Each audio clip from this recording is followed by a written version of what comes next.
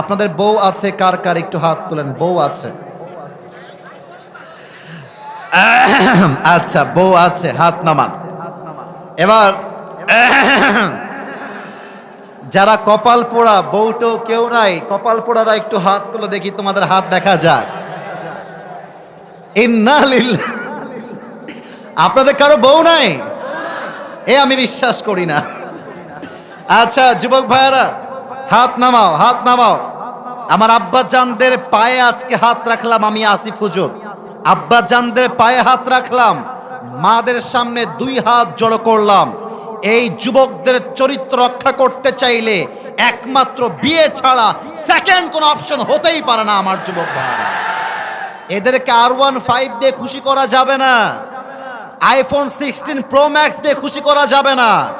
এই যুবকরা খুশি হবে একমাত্র চরিত্রবান দিনদার মেয়ে বউ হিসেবে পাওয়ার মাধ্যমে। আব্বা বোঝে না রে, আব্বা বোঝে না।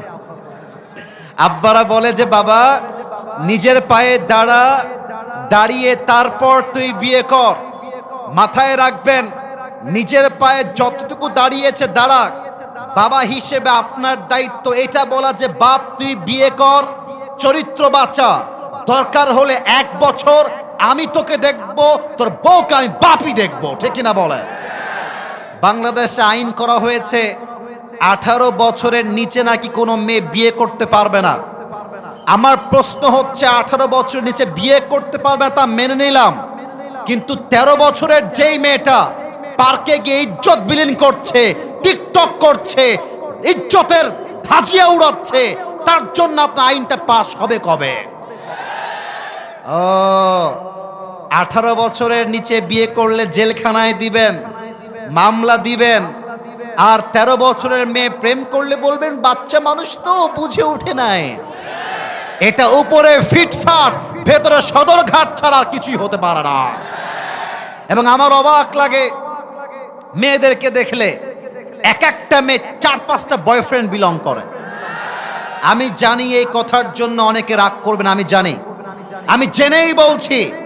আমার কথা একটা, যেই মেয়েগুলো আজকে টাকা পাইলে, সরকারি চাকরি পাইলে বুইরা টাকলার সঙ্গে বিয়ের পিড়িতে বসে যায়, এই মেয়ে জীবনে যাই পাক আর না পাক সুখের সন্ধান কোথাও খুঁজে পাবে না।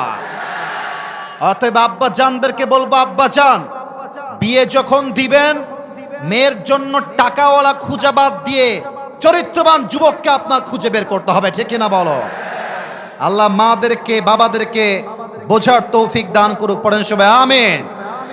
আমরা ভূমিকায় আহামরি সময় নিতে চাই না, তাফসীরে প্রবেশ করতে চাই। তবে তাকবীর দিব 3টা। প্রথম তাকবীর দিবেন বিবাহিত ভাইরা, দ্বিতীয় তাকবীর সিঙ্গেল ভাইরা, তৃতীয় তাকবীর আমার সমস্ত ইয়াং পিপল, ওল্ডার পিপল, যুবকরা, মুরব্বীরা সবাই মিলে আমরা দিব। বিবাহিত ভাইরা একটা কাশি দেন, দেখা যাক কারা জিতে। এই সিঙ্গেল তোমরা চুপচাপ, single people keep quiet, keep silent, just বিবাহিত ভাইরা, দেখা যাক। এই সোনামণি থামো থামো থামো থামো, নতুন নতুন নতুন থামো, জাস্ট বিবাহিত ভাইরা, নারে তাকবীর। ওরে বাবা রে বাবা, সাউন্ড ভালো আছে কিন্তু, সিরিয়াসলি বললাম সাউন্ড ভালো। এবার সিঙ্গেলদের পালা, সিঙ্গেল ভাইরা,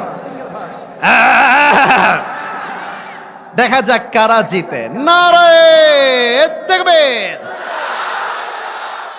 বিবাহিত ভাইরা আমাকে মাফ করে দিবেন, আজকে আমার সিঙ্গেল ভাইরা 40 নাম্বার বেশি পেয়ে পাশ করেছে, ঠিক কিনা বলে?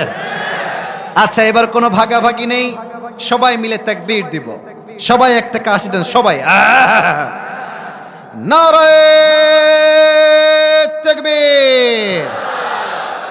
আল কোরআনের আলো। কেউ কেউ বলেছেন ঘরে ঘরে, কেউ বলেছেন সংসদে। যারা বলেছেন সংসদে, দ্যাটস অ্যামেজিংলি অ্যাপ্রিশিয়েটেড।